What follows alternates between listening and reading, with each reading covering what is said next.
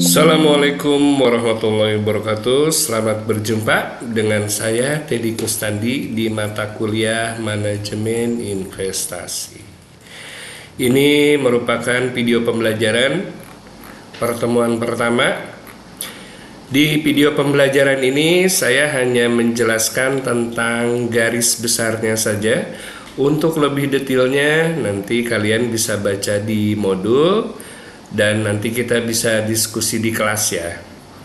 Oke, jadi pertemuan pertama ini kita membahas tentang investasi, bagaimana kita memahami dasar-dasarnya. Apa sih sebelum kita investasi itu, apa aja sih yang harus diperhatikan? Oke, pahami dulu bahwa investasi itu adalah penempatan dana dengan harapan mendapat keuntungan di masa depan. Ini dapat berupa pertumbuhan nilai aset atau pendapatan pasif. Intinya mah kita gimana caranya nyimpen uang tapi harus dapat keuntungan. Itulah investasi. Apa itu investasi? Oh, ada 3 ya. Investasi itu dia pertumbuhan kekayaan. Jadi investasi itu membantu meningkatkan kekayaan Anda secara bertahap. Jadi kalau tidak bertambah kekayaan itu tidak masuk investasi, stagnan. Investasi, kalau kita berinvestasi pasti kekayaan kita bertambah. Terus sebagai proteksi inflasi juga melindungi nilai uang Anda dari penurunan daya beli.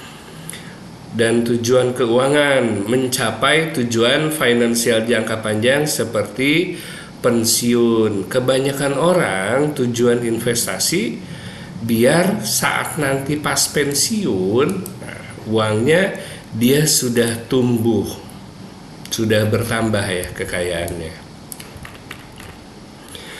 Tujuan investasi yang pertama kebebasan finansial. Untuk mencapai kemandirian finansial untuk masa depan. Maksudnya gimana?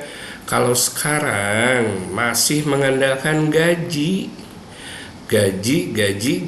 nah nanti masa tua gimana? Pensiun gimana? Nah, dengan mulai berinvestasi dari sekarang, kita bisa mandiri finansial di masa depan. Jadi si uangnya udah bertambah ketika pensiun. Apakah uangnya bertambah dan dia bertambah aset segala macam.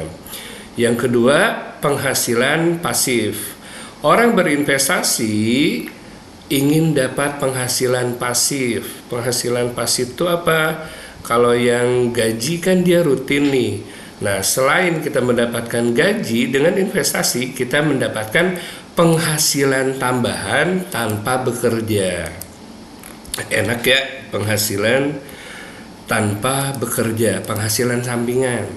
Dan terutama proteksi risiko, meminimalisir dampak kerugian finansial. Prinsip-prinsip dasar investasi yang pertama diversifikasi. Diversifikasi sebarkan investasi untuk mengurangi risiko. Jadi ada istilah terkenal guys. Jadi kalau dalam ilmu investasi, don't put your egg in one basket. Jangan sampai menaruh semua telur Anda dalam satu keranjang. Maksudnya apa? Kalau ditaruh semua dalam satu keranjang, ketika jatuh hancur semua, ketika dicuri hilang semua. Nah, dengan diversifikasi jadi dibagi-bagi guys. Jadi kalau nanti ada investasi emas sekian, investasi saham sekian, investasi properti misalnya saham atau obligasi atau reksadana dan yang lain. Investasi harus disebar. Yang kedua, kita harus melakukan riset mendalam. Pahami investasi sebelum berinvestasi. Maksudnya apa? Ketika kita mau investasi emas, dipelajarin keuntungannya apa sih gitu, kelemahannya apa, termasuk saham, reksadana, obligasi, properti. Pokoknya kita harus memahami dulu investasi sebelum kita berinvestasi. Yang terakhir, kita harus disiplin. Kita harus konsisten, patuhi rencana investasi. Jadi kalau kita misalnya, saya mau investasi emas, nyisihin uang 100.000 atau 300.000 sebulan. Nah, itu harus konsisten. Tiap bulan benar-benar sisihkan uang untuk investasi. Ada jenis-jenis investasi banyak ya. Jadi ada saham apa sih? Saham itu kepemilikan sebagian perusahaan. Jadi kalau kita meskipun cuman yang terendah, cuman punya satu lot saham Bank BRI misalnya, itu kita otomatis menjadi salah satu pemilik perusahaan, salah satu pemegang saham. Keren ya? Obligasi apa? Obligasi itu pinjaman kepada pemerintah atau perusahaan. Jadi ada kalanya pemerintah ketika mereka memerlukan uang itu mengeluarkan obligasi, atau perusahaan mereka membutuhkan dana atau modal untuk ekspansi wilayah atau memperbesar produksi, mereka mengeluarkan obligasi. Nah, kita nanti beli obligasi, nah itu nanti ada hasilnya, ada returnnya. Reksadana itu dia investasi kolektif dikelola secara profesional. Jadi ada badan, ada bank, lembaga yang dia mengatur. Kita cukup investasi di reksadana, mereka nanti ngatur apakah mau diinvestasi di saham atau di apa, kita cuma tahu beres doang.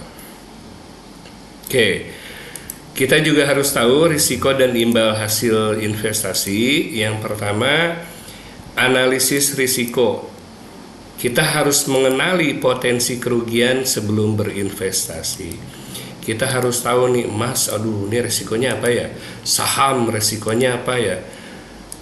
Pelajari dulu, menganalisis risiko. Yang kedua, perencanaan. Tentukan toleransi risiko Anda. Jadi kita harus tahu nih, kita harus menentukan batas berapa sih toleransi risiko kita. Misal harga saham lagi turun, memang harga saham naik turun ya, tapi ketika kita harus tetapkan, wah ini turun, ketika kerugian berapa kita harus cut, kalau tidak jatuh sama sekali. Terus evaluasi, kita harus memantau kinerja investasi secara berkala. Faktor-faktor apa saja sih yang mempengaruhi investasi? Ada kondisi ekonomi. Wah, kalau kondisi ekonomi menggeliat, wah investasi juga makin menggeliat. Politik berpengaruh. Politiknya bagus, rakyatnya bagus, daya beli bagus, investasi bakal bergeliat.